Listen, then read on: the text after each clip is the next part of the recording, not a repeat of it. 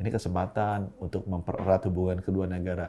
Aku nggak masukin kuping dan nggak masukin hati juga. Dia mesti dikirim lagi ke rumah sakit yang lain. Mau lihat tuh ketidakmampuan dokter-dokter kita. WA Group presiden misalnya FKX bisa terpelanting dari kursi. Di sana kita nggak usah bayar uang kuliah ke fakultas kedokteran. Kita tuh aneh sendiri. Kenapa tiba-tiba jadi nama aku bisa terkenal begini gitu kan? Menjadi orang yang paling powerful di dunia melebihi menterinya dan siapanya. Karena itu something wrong in the ecosystem.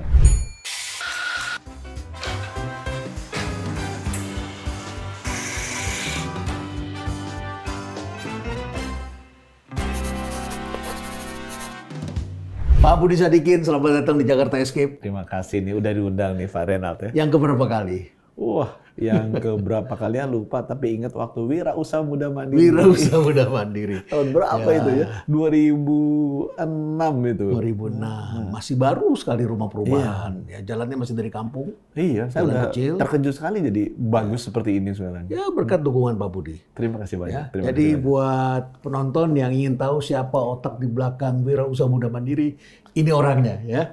Jadi dibantu oleh Pak Renald Kasali. Saya masih ingat tiba-tiba datang bilang, Pak Renald, itu kalau perusahaan seperti Unilever, kenapa CSR-nya air? Iya betul. Kalau kami bank apa ya, gitu kira-kira begitu ya. Akhirnya ketemulah wirausaha. Wah, luar biasa sekali. Udah banyak sekali wirausaha yang lahir. Baik, Pak Budi. Nama Pak Budi diperbincangkan di banyak tempat. Terutama para dokter tentunya. Pro dan kontra. Kalau kita nanya, apa kontroversinya Budi Sadikin? Itu oleh ChatGPT, oleh Perplexity, AI semua keluar tuh. Terus apa plusnya? Keluar juga banyak. Saya belum coba, mesti nyoba tuh. Mesti nyoba. Ya, kadang-kadang kita harus tahu juga diri kita. Ya. Tapi ada satu hal yang menarik. Kami membaca dan kemudian mewawancarai UNER. Karena pada waktu itu nama Pak Budi disebut-sebut berulang kali. Menteri Kesehatan, Menteri Kesehatan. Kemudian kami bikin judul, siapa tangan-tangan tak kelihatan yang mengatur? Pertanyaannya, apakah Pak Budi Sadikin sebagai tangan tak kelihatan? Karena disebut-sebut Menteri Kesehatan begitu. Dalam kasusnya pencopotan dekan pada waktu itu ya, sebelum terjadi ribut. Ini bukan membuka luka lama, tapi ingin tahu apakah benar itu ada keterlibatan Pak Budi di UNAIR. Itu benar-benar tidak kelihatan sama sekali itu. Jadi saya ingat tuh waktu itu saya lagi meeting sama teman-teman dari UNER juga. Ya. Jadi spesialis bedah torak kardiovaskular. Oke. Ada Profesor Paul Talele, ada Profesor Puruhito itu lagi online. Oh, mantan rektor. Mantan rektor. Jadi kita lagi ngobrolin mengenai bagaimana kita bisa memperbanyak spesialis bedah torak kardiovaskular. Karena niatnya kan di tahun 2024 kalau bisa 34 provinsi sudah bisa lakukan bedah toraks, bedah jantung. Sehingga kalau ada orang kena serangan jantung, 514 kabupaten kota bisa lakukan intervensi non-bedah dan cath lab. Kalau dia udah lebih berat, bisa dioperasi jantung terbuka di 34. Jadi masih ngomong. Lagi sibuk ngomong, besoknya saya mesti pergi keluar kota mendampingi Bapak Presiden. Itu beritanya keluar sampai kaget. Jadi sempat ditanya, Pak Menkes ini kenapa? Saya juga tidak tahu Bapak, itu saya benar-benar bingung. Dan jadi nggak berani kontak rektor kan, karena takut nanti disangkanya macam-macam kan. Disangkanya ingin meluruskan, jadi saya ingin memerintahkan. Ini apa? Jadi saya nggak pernah kontak rektor, juga nggak pernah kontak Pak Bus. Saya baca beritanya bahwa beliau ada perbedaan pendapat. Buat saya sih Pak Renald, kita dari ITB itu perbedaan pendapat yang lebih ekstrim aja kita hadapin gitu ya. Saya jadi Menteri Kesehatan aja kata-kata yang jauh lebih kasar. Pak Bus kan ngomongnya halus gitu. Oh, halus sekali. Ini yang jauh lebih kasar aja. Spesialis yang dokter spesialis. Ada juga profesor yang ngomongnya kasar sekali juga. Aku nggak masukin kuping dan nggak masukin hati juga gitu ya. Jadi saya juga bingung sekali loh. Kenapa tiba-tiba jadi nama aku bisa terkenal begini gitu kan. Menjadi orang yang paling powerful di dunia melebihi menterinya dan siapanya gitu. Jadi saya bilang. Jadi nggak pernah di-open itu pembicaraan bahwa Prof. Bus menentang kedatangan dokter asing, Pak Budi ingin datang dokter asing. Nggak pernah. Ya saya baca, tapi buat saya sih ya nggak saya terlalu perhatikan juga gitu. Tapi kan Anda ada di anggota MWA UNAIR. Nggak pernah mengirim gestur rasa tidak suka atau apa begitu? Enggak. Saya mohon maaf ya, sempat beberapa kali juga nggak datang, diingetin juga kan supaya datang. Tapi nggak pernah sama kontak sama Pak Rektor, nggak pernah, sama teman-teman anggota MWA juga nggak pernah. Ya jadi terkejut sih begitu melihat berita itu. Ya jadi terkenal lah itu tiba-tiba. sekedar remind pada Anda, berarti ini sejalan dengan yang disampaikan oleh Dr. Yan Efrata Sembiring yang pada waktu itu menyampaikan pada kami tidak ada campur tangan dari Menteri Kesehatan. Ya, mudah-mudahan ini sejalan. Tapi kan bisa saja campur tangan bentuknya bukan ucapan, tapi bisa juga gestur kan? Gestur gitu ya. Mungkin nggak? Gesturnya dikasih ke siapa gitu.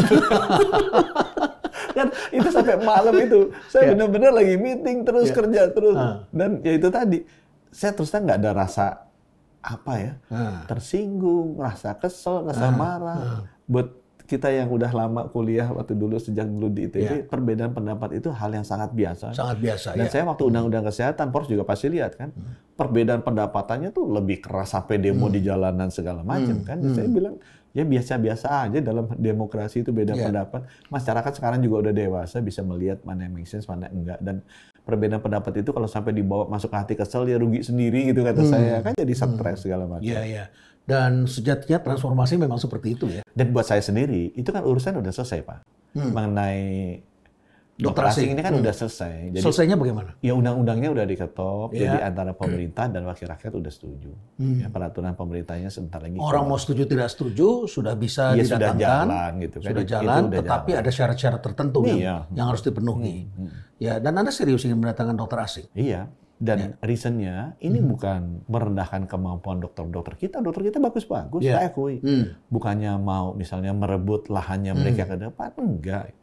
Masalahnya ada 300.000 orang meninggal karena stroke setiap tahun, 250.000 karena jantung setiap tahun. Berapa? Tidak tertangani. Iya, 6.000 bayi meninggal karena tidak tertangani atau kemungkinan meninggal.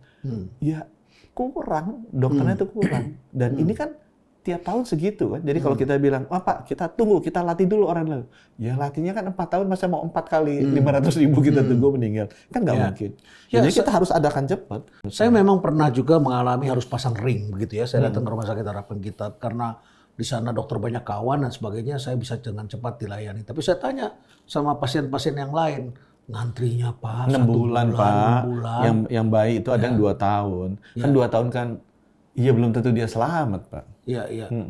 Dan buat saya, yang namanya mereka kan datang kan nggak bakal lah datangnya mau tinggal di sini seumur hidup, enggak. Sama ada orang Indonesia kalau kerja di luar, berapa orang sih dari 1.000 misalnya, pasti 995 juga pengen kembali ke Indonesia. Jadi mereka tuh hanya mengisi kan temporary saja. Yang penting kita bisa cepat mengadres gimana nyawa-nyawa rakyat kita ini bisa temporary dan penyebaran atau bagaimana? Ya di tempat yang kurang kita isi. Tempat yang kurang diisi. Diisi. Dan tempat yang kurang itu tergantung jenisnya ya. Misalnya kalau yang kemarin tuh operasi jantung pediatris anak, yaitu hampir semuanya nggak bisa gitu. Walaupun dia kota-kota besar. Jadi rencana dari Arab itu kita masukin juga, mau ke Ambon, mau ke Sulawesi Utara, Sulawesi Selatan, di Makassar kita mau masukin juga. Karena itu yang dari Arab Saudi? Yang dari Arab Saudi. Mengapa Arab Saudi? Bukan dari misalnya dari Amerika, dari Jepang, Korea yang bagus-bagus begitu? Karena itu menindaklanjuti, ini kan namanya kayak Tuhan udah memberikan jalan. Gitu. Kita cari gimana caranya.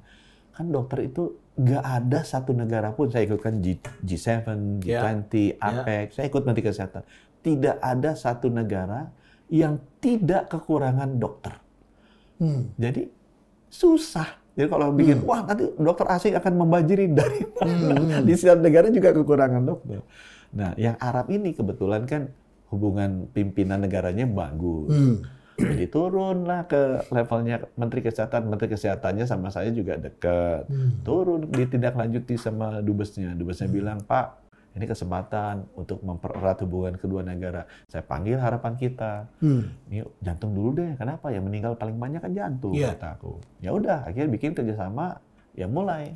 Kita coba dulu di Medan, karena Medan udah lama kita nggak melakukan operasi pediatrik yang jantung yang anak itu. Jadi sekalian. Ada dokter, tapi kan harus ada alatnya juga dan ada rumah fasilitas kesehatannya. Seringkali juga terjadi ada dokter, fasilitas kesehatan tidak memadai. Itu yang kejadian waktu saya masuk. Jadi saya bilang, Pak, kenapa yang kena serangan jantung 250.000 meninggal, 300.000 stroke? Dia bilang, Pak, karena serangan jantung stroke itu 4,5 jam mesti diintervensi. Nah, 4,5 jam kan harus ada di kabupaten kota kan. Ya. Nggak mungkin orang kena di Sukabumi dibawa ke Bandung, Cirebon dibawa ke Bandung. Jadi nggak bisa ditaruh di provinsi. Jadi saya tanya, dari 514 kabupaten kota yang punya alat yang namanya cath lab untuk trombektomi, coiling, kalau stroke atau pasang ring jantung itu berapa? 44, Pak. Jadi hanya 44 dari 514. Nah, dalam sejak Juni 2022, kan itu COVID udah beres, udah bisa mulai kerja yang benar. Ya. Sampai sekarang, kita udah naik dari 44 jadi 224. Jadi kita pasang tuh hampir 200 alat, 180 alat. Nah, begitu dipasang tuh, udah terpasang di rumah sakit. Yang ada dokternya cuma 103. Oh, persoalan jadi alatnya udah datang atau mau datang gitu, bingung kan? Udah, waktu itu ini udah 6 bulan yang lalu masalahnya. Dia bilang, udah, kenapa? Kurang spesialisnya. Mahal, Pak. Kasih beasiswa. Dikasih, Bu Sri Mulyani ngomong itu langsung dikasih kan. 2.000. Udah, masukin. Yang dapat sedikit sekali. Buat pasang ring itu paling cuma berapa puluh gitu. 50 apa. Loh, kenapa? Kapabilitasnya. Bukan, nggak ada tempatnya, nggak ada bangku sekolah. Jadi nggak ada tempat buat mendidik, itu udah nggak ada. Untuk dokter spesialis Untuk itu? dokter spesialis itu. Loh, gimana nanti tahun depan saya mau datang lagi 100, panik kan? Jadi udah, saya cari di luar. Hospital base? Hospital base, karena hospital base kita kan belum mulai. Karena belum mulai, makanya itu tadi. Yang bisanya intervensi paling 50, 60 setahun, padahal alat sudah datang 150 kan? Tahun depan 100 lagi, gimana ngejarnya? Gitu kan, akhirnya kita bikin hospital base, cuma itu kan solusi jangka menengah kan, Pak. Ini alat udah datang dan 1 tahun kita tunda, meninggal 300 ribu. Nggak bisa dididik dulu, harus sudah akhirnya deal sama Jepang. Datang ke Jepang dulu kan, supaya kan saya dikritik, Bapak mesti hati-hati kualitasnya. Siapa sih yang kritik orang Jepang kualitasnya? Dapat 15 seat hands on, Pak. Jadi boleh pegang pasien. 15 di Jepang kan kurang. Dan itu harus banyak pasiennya. Karena kalau nggak terampil kan dia lakukannya. Akhirnya kita ke Cina dikasih 90 seat, kita Malaysia dapat 10-15 dan ke India dapat 40. Jadi total dapat 150. Artinya dokter spesialis kita ini belajar di sana. Indonesia belajar di sana, minimal 1 tahun sampai 2 tahun. Tetap ada jeda kan? Ini 1 tahun kan kita ngomong 500.000 orang meninggal. Masa kita mau biarkan? Ya udahlah, Pak. Tunggu 500 orang meninggal dulu. Ya akhirnya itu kita isi dulu sementara. Jadi datang ini kan sementara hanya untuk ngisi aja. Ya kalau saya ditanya kenapa? Ya kalau nggak meninggal lah teman-teman saudara kita. Nah, Pak kenapa pakai asing? Ya kalau nggak meninggal, aku jawab gitu lagi. Kalau meninggal saudara kita, ibu kita, anak kita, siapapun yang ada kan pasti kita terima. Sama kayak vaksin kan. Kalau nggak meninggal kita, ya Pak vaksinnya bikinan Cina, Pak vaksinnya bikinan Amerika. Ya yang penting kita selamat dulu. Jadi pikirannya sih itu, Pak. Masukin cepet, sementara sambil menunggu dokter-dokter Indonesia yang dikirim ke luar negeri itu balik, atau dokter-dokter Indonesia yang belajar di dalam negeri. Kalau sampai ada reaksi besar dari dokter-dokter Indonesia, artinya kita kurang menimbulkan pemahaman atau apa sebetulnya yang terjadi? Kalau saya merasa ya ini kan masalah pemahaman aja. Ya, itu sebabnya saya juga datang ke sini untuk menjelaskan. Ini nggak ada hubungan sama ketidakmampuan dokter-dokter kita, tidak ada hubungannya dengan akan mempengaruhi pendapatannya mereka seperti yang ditakutkan orang. Ini hubungannya menyelamatkan nyawa, Pak. Saya melakukan ini hanya tujuannya satu, untuk menyelamatkan nyawa. Kalau kita tunda setahun, Pak, Bapak kan bisa latih dulu, tunggu setahun, dia mati 500.000. Pak Budi, tapi di lain pihak, kampus-kampus ini kan mengalami satu persoalan, terutama di fakultas kedokteran, karena SDM-nya terbagi dua. Ada SDM yang Kemendikbud, Kemendikbudristek, ada SDM yang Kemenkes di fakultas kedokteran. Kalau saya ketemu dengan dokter-dokter, mereka kenalan sama saya, mereka bilang, Pak saya di FK. Oh iya, Bapak masih ini, udah pensiun saya. Bapak umur berapa? Kan masih lebih muda dari saya. Loh saya karena Kemenkes, 58 tahun sudah pensiun katanya. Kalau kita Kemendikbud kan guru besar bisa 70 tahun gitu ya. Kalau Kemenkes 58 tahun. Kalau dia bukan eselon 1 kan, 58 tahun. Jadi di fakultas kedokteran ada dualisme SDM. Gimana ngebedahin ini? Itu kita bikin susah sendiri sih. Dulu nggak gitu. Dulu satu. Ya buat saya itu sama-sama pegawai negeri kan. Nah, ya sekarang yang saya beresin apa? Ya, selama dualisme itu tidak dualisme dari treatmentnya, harusnya nggak ada isu. Ini kan ada dualisme. Misalnya satu, ini nggak bisa jadi profesor, ini bisa jadi profesor. Yang nggak bisa jadi profesor kesel, terusnya nggak dikasih pasiennya karena pegang rumah sakit. Jadi udah segala macam. Jadi nomor satu, di undang-undang yang baru, Kementerian Kesehatan bisa memberikan profesor klinis. Jadi, bisa jadi memberikan sama, profesor. sama kayak Jadi BRIN bisa pensiunnya memberikan bisa- profesor riset. dan itu pensiun profesornya bisa naik. 70 tahun, bisa. Nah, bisa naik lah. Ini usia pensiunnya. Ya sekarang sedang kita rapihin. Ya. Nah, pasti ada yang bilang, wah nanti gimana kualitasnya? Kualitasnya kita bikin sama lah. Cuma satu kan lebih ke pengajaran penekanannya. Ini kan penekanannya lebih ke pelayanan, keahlian dia untuk mengobati pasien. Itu ada. Kemudian yang kedua, nah masing-masing jenjang pengajaran ini, dulu kan ada yang ngajar di perguruan tinggi, ada yang ngajar rumah sakit. Sekarang ada yang hospital base, kan semuanya sama, bisa ngajar gitu. Bisa ngajar sama-sama, bisa praktek sama-sama. Jadi harusnya sih kedepannya bisa lebih. Nah, tapi di lain pihak dualisme yang terjadi lagi adalah rumah sakit ya, ada dua sekarang. Rumah sakit Kemenkes dan rumah sakit Kemendikbud. Rumah sakit PTN lah begitu ya. Dan sudah ada asosiasinya tuh. Asosiasi Pimpinan Rumah Sakit PTN. Begitu ya, sudah ada begitu. Jadi UI punya tadinya hospital, teaching hospitalnya itu adalah RSCM. Tapi sekarang punya juga rumah sakit UI begitu. Itu dualisme juga nggak? Itu selalu di Indonesia ada tuh. Saya punya politeknik ya. Teman-teman di Kemendikbud nggak suka kalau ada pendidikan di Kementerian Kesehatan gitu kan. Harusnya pendidikan di Kemendikbud, Poltekkes itu kan. Itu. Tapi saya bilang ya sama dong. Kalau itu ada rumah sakit, kenapa rumah sakit ada di Kemendikbud? Harusnya kan ada di Kementerian Kesehatan. Tapi kalau buat saya, itu nggak usah dipermasalahkan. Itu kan masalah ego aja, yang nggak penting-penting buat saya. Saya memahami kenapa harus ada rumah sakit pendidikan. Kenapa? Karena RSCM itu kan sekarang rujukan kelas A. Itu masuk sana kan kasus-kasus advance. Misal, kelahiran dengan komplikasi, kembar siam, mesti bedah, lahiran dengan sesar, lahir normal, nggak bakal masuk ke RSCM. Jadi kebayang nggak kalau teman-teman FKUI prakteknya di RSCM, dia nggak akan pernah pegang yang lahir normal, kan nggak ada. Dia mesti dikirim lagi ke rumah sakit yang lain. Dan dia pasti akan kalah saingan untuk mendapatkan pasien dengan dokter-dokter spesialis yang juga pendidikan di sana.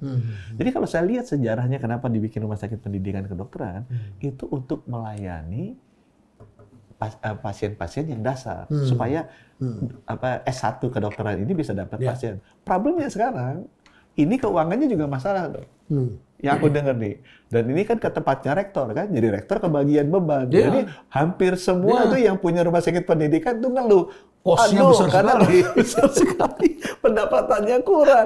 Jadi mereka mau meningkatkan itu jadi rumah sakit spesialis. Saya bilang, loh, rumah sakit spesialis nanti balik lagi nggak ada tempat praktek buat si S1 kedokteran. Itu dibikin kalau saya baca sejarahnya. Karena buat S1 kedokteran nggak kebagian pasien yang di RSCM. Karena itu pasien-pasien advance dan itu udah di bagiannya dokter spesialis.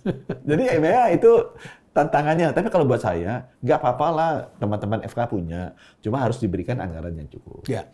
Kita bicara lebih jauh lagi tentang dokter spesialis ini. Belum lama ini Kemenkes mengeluarkan rilis mengenai dokter yang mengalami mental illness, mental health problem karena sekolah di program dokter spesialis.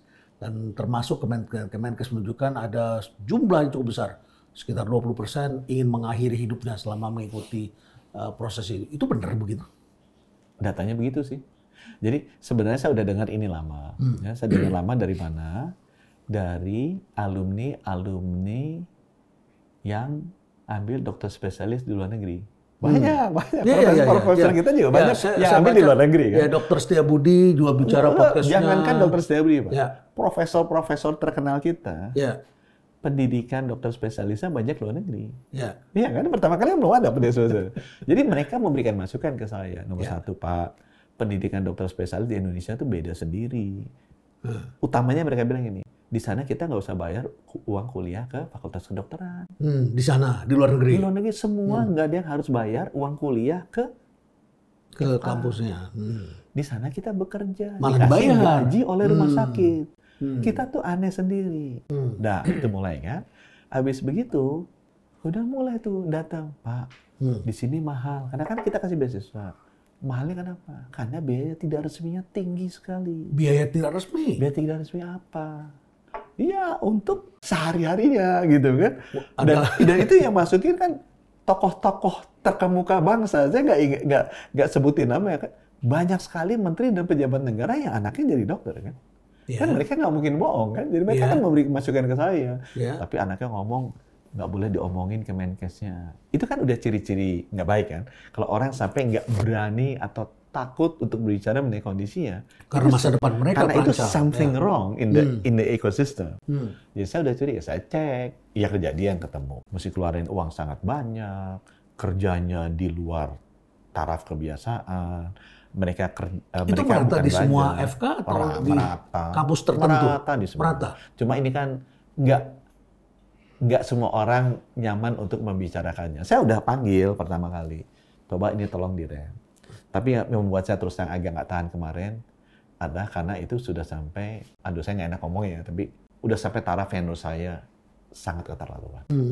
Jadi abis gitu saya langsung uji dan ya angkanya seperti itu. Itu screening sih, bukan pasti bahwa dia punya penyakit itu. Ya, tapi misalnya, Pak, ini gula darahnya di atas 5,7 di HbA1c atau di atas 7. Ini kemungkinan diabetes deh. Tapi dia mesti ke dokter dulu untuk cek diabetes kan. Ini maksudnya yang tadi yang pesertanya kita screen. Ya. Karena kan nggak ada yang mau ngaku kan. Karena nggak ada yang mau ngaku, ya kita screen aja objectively. Kesehatan nggak ada orang bilang misalnya nggak mau ngaku saya kena gula, ya udah screen aja. Kalau di atas 200 gula aja udah pasti dia gula, mesti ke dokter kan. Nah ini sama, saya screen, kejiwaannya ketangkep bahwa mereka punya masalah. Nah maksudnya saya dengan punya masalah ini dipanggil yang punya masalah agar bisa ditangani dan baik. Kita kasih tahu perbaikannya apa. Nah kemudian yang rame malah, oh kenapa di screen? Metodenya salah. Orang-orang Indonesia lucu-lucu. Padahal harusnya yang dirawat adalah orang yang kena bermasalah itu kan udah pure, udah pasti kena masalah. Bukan karena anak sekarang memang lebih lembek daripada generasi sebelumnya. Enggak, anak yang dulu nggak berani ngomong aja. Oh yang dulu nggak berani ngomong aja. Sekarang lebih terbuka. Loh, Pak, yang bunuh diri ada, nggak pernah keluar. Kalau yang dipecat ramai, yang bunuh diri karena dibully kan ada. Tidak terungkap, tidak keluar. Tapi apakah juga karena sekarang banyak sekali orang tua yang terlibat dalam pendidikan anak? Kalau kita di kampus-kampus sering melihat bahwa sekarang ada WA group orang tua. WA group orang tua itu... Kalau aku bilang, Pak, semua sekarang alam tuh makin lama makin terbuka. Dulu kan nggak terbuka seperti ini. Nggak diketahui. Nggak diketahui. Atau orang membiarkan saja. Sekarang kan ada WA group, bukan hanya WA group anak. WA group presiden kan ada. Dengan senior-seniornya. Kan sampai semua ke menteri, ke saya kan. Aku udah kasih Pak Nadiem juga, Pak Nadiem. Mau lihat tuh, WA group presiden misalnya FKX. Bisa terpelanting dari kursi kan Pak Nadiem melihatnya juga. Ada kata-katanya, ya ampun. Saya baca beberapa yang... Ya ampun. Dan udah masalah uang ya. Bisa ratusan juta setahun dikeluarkan di luar uang resmi. Itu menurut aku udah nggak benar. Dan orang-orang yang pernah belajar ke luar negeri bilang, luar negeri mana? Pak, luar negeri kenapa cepat? Ya karena kita nggak dikesetin istilah mereka tuh. Kalau ini tahun pertama, tahun kedua jadi keset lah. Apa ya, ngurusin segala macam yang nggak ada hubungannya dengan pendidikan. Ini sistemik atau sporadik? Sistemik. Udah kayak perbincangan para politisi aja tentang pemilu. Ya makanya kita mesti beresin. Terstruktur sistemik. Makanya kita mesti beresin. Ya, saya ngerti denialnya akan tinggi. Tapi kan datanya ada.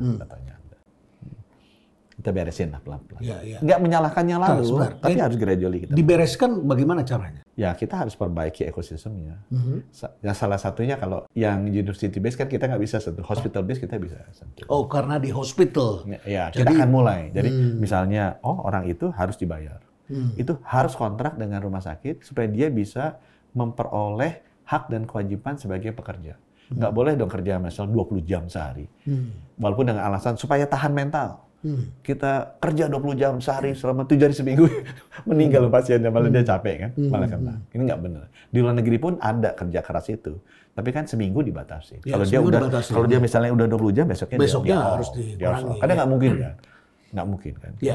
Pak Budi mengikuti berita tentang Dr. Helmy yang meninggal dunia, baru saja dia mengoperasi cukup banyak pasien dan juga dia baru saja melayani pasien banyak sekali dan kemudian dia baru saja melakukan operasi. Saya tidak tahu dalam waktu berapa lama, tapi kalau dari datanya cukup banyak gitu pasien yang dioperasi sampai dia meninggal. Dan kalau menurut berita yang kami baca itu adalah karena keletihan. Ini Dr. Helmy adalah dokter di salah satu rumah sakit di Mamuju ya. Itu yang saya mencoba meyakinkan teman-teman sejawat bahwa kita sangat kekurangan dokter. Banyak yang selalu kembali ke saya bilang, Pak enggak, masalah di distribusi. Pak, kalau masalah distribusi, SIP dokter tuh nggak akan 3. Sekarang surat izin praktek dokter tuh 3. Di luar negeri, Pak, Hampir semua negara maju itu satu. Satu, praktek di satu tempat. Itu menunjukkan bahwa jumlah dokter kita cuma 1/3 dari yang dibutuhkan. As simple as that. Akibatnya apa? Kalau cuma 1/3 yang dibutuhkan, beban kerjanya 3 kali lipat. Dan harus pindah-pindah. Itu yang kejadian. Ini nggak ini aja, Pak. Sebenarnya kalau kita lihat database udah mulai ngecek belakang. Banyak dokter-dokter muda yang meninggal karena beban kerjanya luar biasa. Karena itu tadi, it's not only the problem of distribution. The main problem yang nggak pernah mau diakui adalah kurang, Pak, dokternya. By any metrics, itu tinggal Google aja, Pak. Ada evidence, kita Google, WHO bilang, oh, kita setara sama Tonga, Yemen, apa Timbuktu, apa ini. Kita jadi malu juga sama tim-tim aja kalah, sama ini kalah. Dari rasio dokter. Dari jumlah dokter aja kita nomor jauh. 147 di dunia. Nomor 147. Jauh. Jadi dari mana kita bawa kita itu cukup jumlah dokter masalah distribusi, saya nggak ngerti hitung-hitungnya dari mana. Tapi kalau memang kurang dan dokter kita menikmati bagaimana? Nah, itu yang dokter kita kan ada yang menikmati. Saya sempat lihat ada data, saya diberitahu Pak Renat, ini dokter ini praktek sampai jam 2 pagi. Banyak. Bahkan makan pun dia nggak sempat. Banyak. Makan bawa dari rumah. Banyak sekali ya kayak gitu. Dan itu kan dokter ini kan menikmati. Punya pasien banyak. Ya kan itu resiko kayak itu. Aku tahu banyak dokter yang praktek sampai jam 2, jam 3, jam 4. Kan harusnya udah ditambah lah. Ditambah. Salah satu emang saya nggak tahu belum sempat diperbaiki adalah karena itu fee for service. Idealnya ke depan penghasilan dokter itu harus sebagian besar itu fixed salary. Tapi harus tinggi. Harus tinggi ya. Harus tinggi. Harus tinggi, tapi fixed salary. Jadi dengan demikian nggak ada godaan untuk kerja sampai jam 2. Ketemu pasien hanya 3 menit, 4 menit, 5 menit, gitu kan. Dia ngejar-ngejar jumlah terus, sampai kemudian lupa diri bahwa ada daya tahannya juga. Ya sehingga untuk menghindari kejadian-kejadian seperti yang di Mamuju. Kelihatannya Pak Budi ini terinspirasi sekali dengan change dan transformasi. Karena diajari Pak Renal. Di Bank Mandiri. Rumah perubahan. Itu inspirasiku kan rumah perubahan. Ya dulu kita sama-sama waktu kita mendampingi Pak Budi CS. Tapi isinya orang pintar semua, jadi dikasih sedikit cepat sekali pintarnya. Setelah itu udah bergeraknya cepat sekali ya. Bank Mandiri Anda melakukan transformasi, Kementerian BUMN Anda transformasi, Freeport. Ketika dulu Anda juga ditugaskan untuk beli Freeport. Beli Freeport. Sebenarnya dua tuh, beli Freeport sama Vale. Cuma Vale nggak kedengaran. Itu satu paket 22 bulan. Ya. Dan itu berhasil. Kemudian setelah itu bikin Mind ID. Ya, setelah itu kemudian COVID. Nggak capek ya? Apa? Belum nggak capek. Bedanya kalau Mandiri bayarannya tinggi. Ya. Kalau ini Anda harus menahan diri ya. Enggak, ini pahalanya tinggi. Ya, ini APBN-nya besar dan tidak boleh tergiur oleh melihat itu. Menyelamatkan nyawa, tapi sini kan menyelamatkan nyawa. Ya. Ke depan jadi apa lagi Pak Budi? Ke depannya kita jadi manusia perubahan kayak Pak Renat. Pak Budi, banyak hal yang sudah Anda lakukan dan belakangan juga Presiden menugaskan kepada Anda untuk menurunkan harga obat dan biaya kesehatan di Indonesia. Apa kabarnya itu? Jadi Pak Renat, obat di Indonesia itu ada 3 tipe. Satu obat paten, ini memang produksi perusahaan-perusahaan luar negeri yang umumnya diimpor. 2, obat branded generic, ini obat paten yang sudah habis masa patennya, kemudian diproduksi oleh pabrik-pabrik dalam negeri. Dan yang ketiga, obat generik. Ini benar-benar obat yang umumnya diproduksi dalam negeri dan tidak pakai nama merek, tapi pakai nama asli obatnya. Paracetamol misalnya. Paracetamolnya gitu ya, bukan Plenol atau apa yang lainnya. Nah, masalahnya kalau yang di generic ini harga kita udah paling murah. Kenapa? Karena ada BPJS yang menegosiasi. Yang masalah itu yang branded generic sama yang impor. Di luar negeri biasanya yang branded generic itu nggak ada. Jadi semuanya pakai obat-obatan impor. Di Indonesia, farmasinya itu kuat-kuat, sehingga yang udah habis dia bikin branded generic. Harusnya kita berharap branded generic ini, harusnya harganya lebih dekat ke generic. Tapi kenyataannya, dia lebih dekat ke sini. Nah ini yang dua ini yang kita harus beresin ya, supaya harganya bisa terjangkau, dan ini memang konsumsi middle and up sih sebenarnya. Kalau yang pasien BPJS sebenarnya. Ya karena masyarakat kita juga suka berpikir, price itu related dengan quality. Quality, betul. Tapi begitu dia tahu, misalnya, oh merek ini itu setara dengan merek patennya ini. Nah, merek patennya ini di Malaysia harganya kok 1/5 ini. Gitu.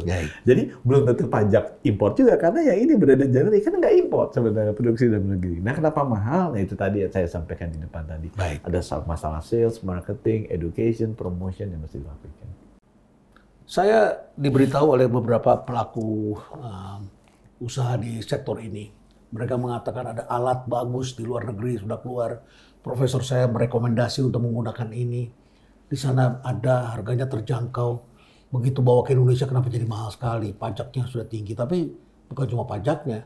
Untuk dapat izin itu saya harus bawa dulu orang-orang dari Pemprov ke sana. Dari oknum-oknum tertentu harus dibawa ke sana. Suruh lihat dulu. Ajak jalan, uang sakunya, tiketnya, semua harus kami bayari.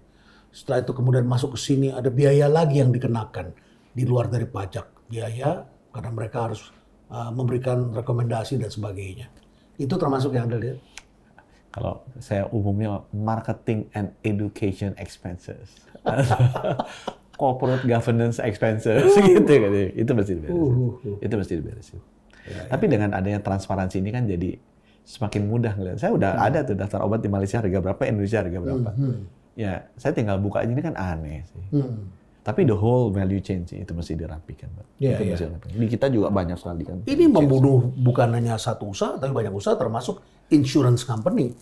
Insurance company tidak bisa meningkatkan premium charge-nya, sementara billing dari pasiennya semakin lama semakin besar, dari hospitalnya makin besar. Dan rumah sakit tidak bisa juga dinegosiasi dengan secepat perusahaan ini harus bisa mempertahankan cost-nya. Dan akibatnya orang kemudian tidak bisa ikut membeli asuransi. Masyarakat lagi yang menderita kan akhirnya. Asuransi sih hanya untung dan nggak untung. Masyarakat yang nggak bisa beli asuransi nggak di-cover, dia hidup atau tidak hidup kan masalah. Jadi emang mesti diberesin sih, Pak. Ya. Pak Budi, Anda ini kan bekerja dengan ekosistem, gitu ya. Saya masih ingat ketika pertama kali Anda menjadi menteri, kemudian Anda paparkan gitu, perkembangan, saya mau perbaiki ini, nggak bisa. Karena ini harus izin dari sini. Ininya ada di bawah ini. Ininya kemudian dokternya terikat pada ini. Berarti kan saya harus buka dulu di sini dan sebagainya. Apa kabar hubungan Anda dengan ikatan-ikatan dokter ini? Oh, semakin lama semakin baik. Sudah lebih mesra sekarang saat ini. Sudah lebih mesra. Perdebatan itu pasti terjadi ya. Tapi saya, Pak Adib ini sebagai ketua ID. Kan sekarang sudah ganti, ada ketua yang baru? Masih dia kan, masih dia. Ya. Mungkin saya adalah Menteri Kesehatan satu-satunya pernah membawa Ketua ID ke World Health Assembly Meeting di Geneva. Jadi hubungan secara personal baik, bahwa kita ada beda pendapat. Menurut saya balik lagi, saya sih wajar-wajar aja. Mungkin di sana perspektif organisasi dan profesi, saya sebagai Menteri kan perspektifnya masyarakat. Kan. Saya mesti membela yang sini kan. Karena membela yang sana kan normal. Perbedaan pendapat ya kita cari jalan tengah, kalau enggak ya kita diskusi, ya kita putusin kan. Yang memutuskan juga udah jelas di negara ini kan pemerintah dan DPR masing-masing punya haknya masing-masing, udah kita putuskan. Jadi kalau saya sih sekarang oke. Jadi tidak ada yang perlu ditakutkan ya berkomentar tentang kebijakannya Pak Budi. Nggak apa-apa. Ini Pak Buruhito kan habis meeting sama saya juga ngomong jadi bebas. salah satu ngomong bebas. Dia salahkan kan, dia bilang, loh itu kerjasamanya bukan dengan Kementerian Kesehatan. Dan saya WA beliau, saya bilang, Prof, informasi yang Prof terima nggak tepat tuh. Karena justru kerjasamanya mulai dari Kementerian Kesehatan. Sebaik waktu itu harusnya Prof cek ke saya, atau kalau mau lebih fair gitu kan, saya kan bisa bayar, cek ke kedutaan besar Saudi kan bisa kan cek itu yang kerjasama apakah dari Adam Malik atau dari Kemenkes, itu kan bisa cara terbaik. Tapi beliau gentle, jadi beliau aku waktu itu saya belum tahu, saya pikir begini. Jadi orang kan suka terlalu cepat baca WA group kemudian berasumsi itu benar kan, nggak benar. Tapi gentle. Pak Buruhito ngakuin juga, enggak, ya benar, yang benar Pak Menkes punya. Dan kita masih komunikasi sampai sekarang. Tapi ada juga dekan FK salah satu PTN mengatakan, duh gue jadi takut nih ngobrol sama Pak Budi. Ntar gue dicopot rektor. Dekan apa rektor? itu saya bilang juga loh. Saya jadi kaget juga loh. Kenapa tiba-tiba saya dipersepsikan jadi very powerful gitu? Loh, emang powerful lah. Menteri Kesehatan powerful dong. Emang kita bisa nyopot dekan FK kan? Artinya harus berhitung juga ya. Ya nggak Harus mungkin berhitung juga. dari sisi pemenang otoritas kan nggak ada pemenang Ya. itu kan. Jadi kalau orang bisa berpikiran seperti itu loh, waduh, kenapa orang ini mempersepsikan aku much more powerful than actually I am. Gitu, Tapi kan? Anda menyadari bahwa sekarang kekuatan algoritma itu luar biasa sekali. Bisa mempengaruhi opini publik. Jadi walaupun kita tidak melakukannya, tapi kalau persepsi publik adalah ketidakadilan. Itu yang sebenarnya di media ya. Pak Renat, saya terima kasih ada Pak Renat. Pak Renat juga membuka itu dengan baik. Ya. Kalau kami dasarnya adalah objektif. Apa yang baik itu yang kita perjuangkan. Kan kita dokter membuat orang sehat, gitu kan. Bakir membuat orang kaya. Harusnya media membuat orang mendapatkan informasi yang benar.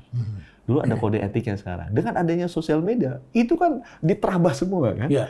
Jadi apa? Independensi bahwa adanya misi untuk menceritakan sesuatu yang benar itu makin lama makin hilang tergantung algoritma dan engineering capability dari ini.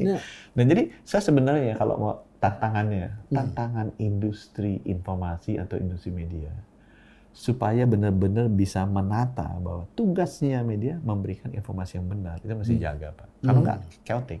Jadi orang-orang seperti Bapak itu memiliki peran. Dulu itu kan dominasi itu di kekuasaan itu dipegang oleh sekelompok media-media besar. Sekarang kan dengan adanya sosial media, desentralisasi semasif-masifnya. Bahkan gitu kan. kalaupun kita Semasif-masif. tidak benar, Pak Budi, kami bisa dikoreksi juga oleh netizen. Nah itu sekarang perannya orang-orang seperti Pak Renat Kasali ini menjadi sangat penting di industri media 5.0 ya. Untuk memastikan bahwa dengan teknologi perkembangan media, tetap esensi bahwa tugasnya media memberikan informasi yang benar kepada masyarakat, itu benar-benar terjaga. Baik. Pak Budi, kalau kita lihat juga sekarang perbincangan di masyarakat ini kan macam-macam begitu ya. Dan kalau kita bicara dengan para dokter, tidak semuanya juga sama pandangannya tentang kebijakan yang diambil Pak Budi. Tentang niatnya adalah menyelamatkan pasien-pasien yang tidak tertangani, tapi barangkali ditafsirkan juga berbeda oleh teman-teman yang lain. Kira-kira ada hal baru lagi nggak yang akan disampaikan oleh Pak Budi? Sebenarnya kebijakan itu kan sudah kita tata di transformasi sektor kesehatan.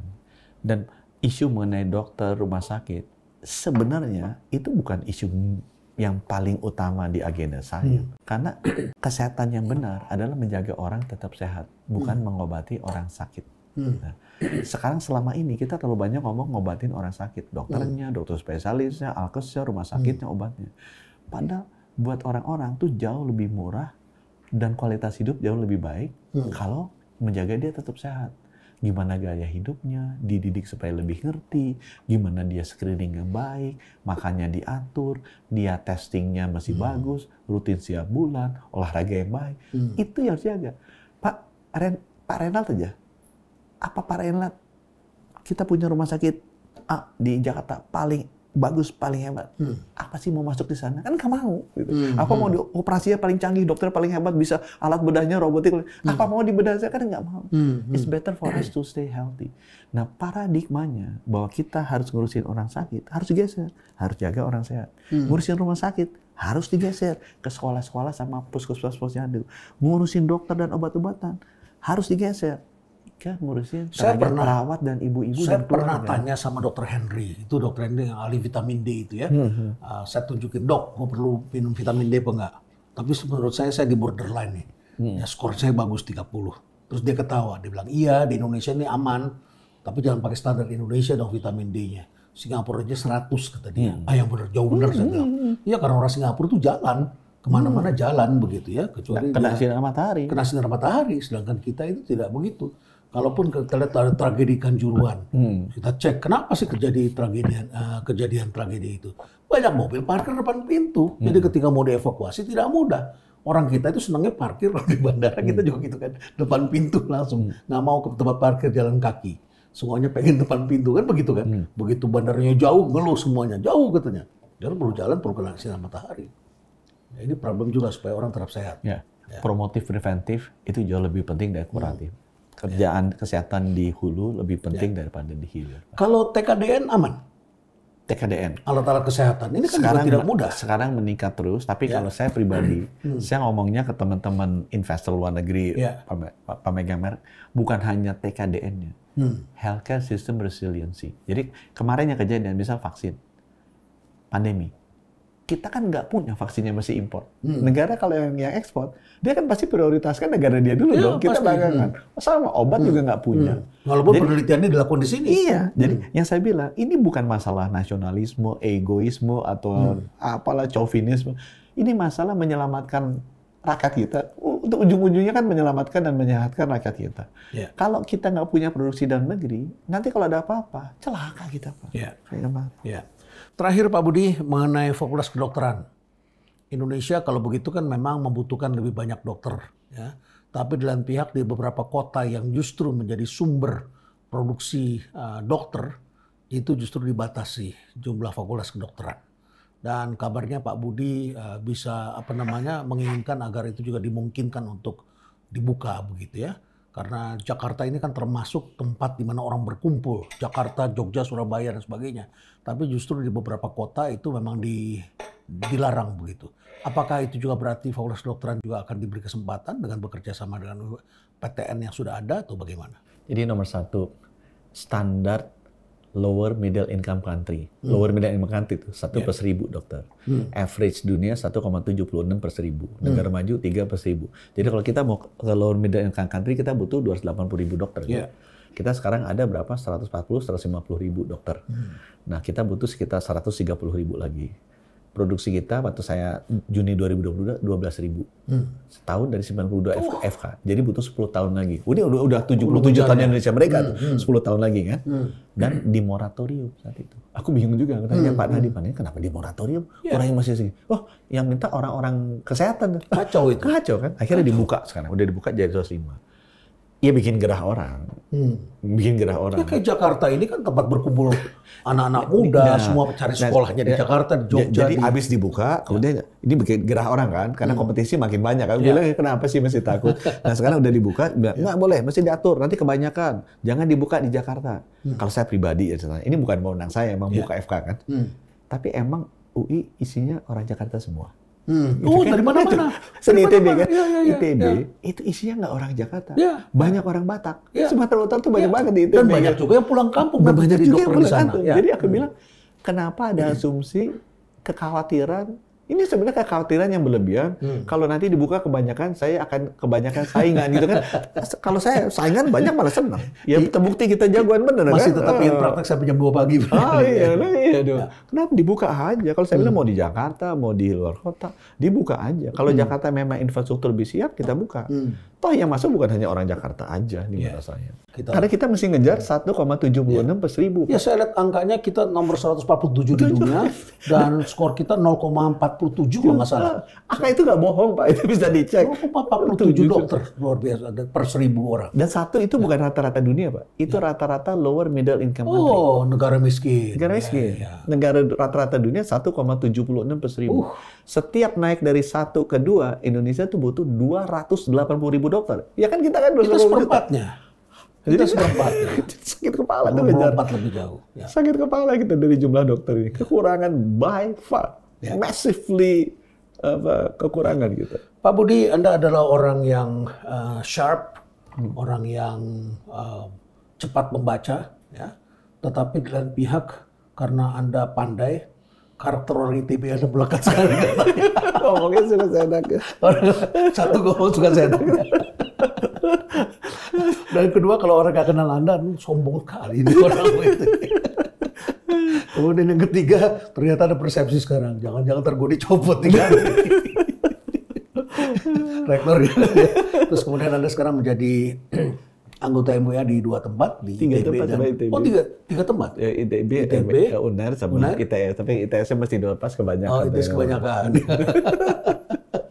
Ya, apa lessons learned dari seluruh perjalanan Anda? Anda adalah orang teknik nuklir ya? Fisika ya? Fisika, ITB, kemudian berkarirnya di bank, kemudian melakukan transformasi di bank, berhasil sebagai pimpinan tertinggi di Bank Mandiri, kemudian Anda memimpin perusahaan tambang, ya, mengambil alih Freeport, masuk ke Indonesia, kemudian Anda mentransformasi perusahaan-perusahaan tambang itu, kemudian Anda menjadi staf di Kementerian BUMN, kemudian menjadi menteri, Wakil Menteri BUMN.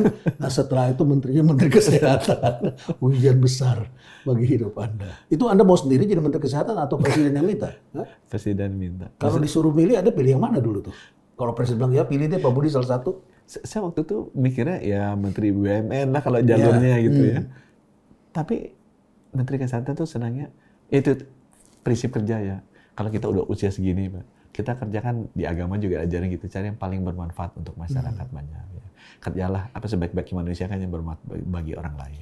Di Kementerian Kesehatan waktu itu kan saving millions of life. Tugasnya kan itu. Jadi itu membuat saya kepanggil. Di Mandiri kan Bapak juga pernah jadi komisaris BUMN kan. Ya cukuplah hidupnya kita. Apa investasi duniawi, bunga deposito cukup. Tapi investasi surgawi kan kurang kita, Pak. Jadi dengan ini kita harapkan kita juga bisa menyeimbangkan hidup kita. Itu apa benang merahnya dari karir Anda seperti ini? Orang mula-mulanya ada yang mengata-ngatai dia bukan dokter jadi Menteri Kesehatan. Yang pertama kalau saya bilang hidup kita kan sudah diatur di atas ya. Dan begitu kita masuk kita harus memiliki passion untuk itu tadi. Passionnya berbuat baiklah, berbuatlah maksimal untuk kebaikan orang lain. Dan yang ketiga saya lihat gimana attitude-nya. Yaitu yang saya mau quote punyanya Steve Jobs. Stay hungry, stay foolish. Don't feel that you are the smartest. Ini kan terutama buat orang-orang yang jabatan tinggi seperti saya atau orang-orang gelar tinggi seperti Profesor Renat Kasali.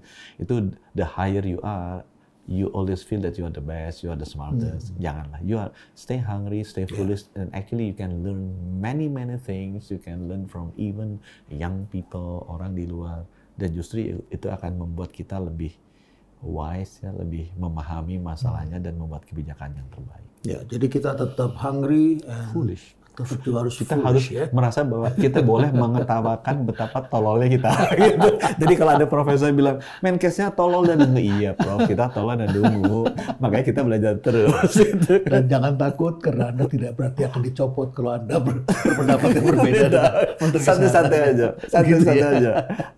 Malah boleh datang untuk ngomong di depan aja berbeda. Nanti kita diskusi. Ya, saya berbulan-bulan menunggu jadwal dengan Pak Budi karena kita ingin dapat topik yang aktual. Waktu itu ngomongnya bukan topik ini kan? Bukan topik ini. Kita ada beberapa hal, terutama adalah soal bullying yang ramai. Kemudian akhirnya kami dapat Dr. Tompi menjelaskan mengenai apa sebetulnya yang dialami ketika Tompi sedang mengambil program dokter spesialis. Ya itu persepsinya dia sebagai dokter spesialis di bidang kecantikan, bedah kecantikan begitu ya. Karena setiap spesialis pasti punya kultur yang berbeda-beda. Bullyingnya mungkin ada di sini, yang keras ada di sini. Beda-beda. Ya, kalau bedah jantung barangkali dokternya relatif lebih hati-hati dan lebih punya duit barangkali ya, sehingga tidak sembarangan. Tapi mungkin ada di spesialis lain, tapi kita dapat gambaran bahwa memang generasi sekarang agak berbeda dan tentu saja pendidikan kedokteran perlu ditangani dengan sebaik mungkin dan kita harus hindari hal-hal yang tentu saja sudah tidak cocok dengan peradaban ini. Ya, zaman berubah, datangnya generasi baru, datang teknologi, datang kepemimpinan baru, datang kehidupan baru. Tentu kita juga harus mencegah hal-hal yang sudah tidak relevan di masa lalu. Kurang lebih begitu. Terima kasih banyak Pak Budi. Semoga sukses. Kita tunggu di kabinet yang akan datang. Kiprahnya apa kalau tidak di sana. Mari kita sama-sama menjadi penggelora perubahan. Ya? Sesuai dengan motonya Rumah Perubahan. Terima kasih. Sama-sama, selalu Pak. menjadi mitra kami dan kita senang dan semoga Indonesia selalu menjadi lebih baik lagi dan stay relevant.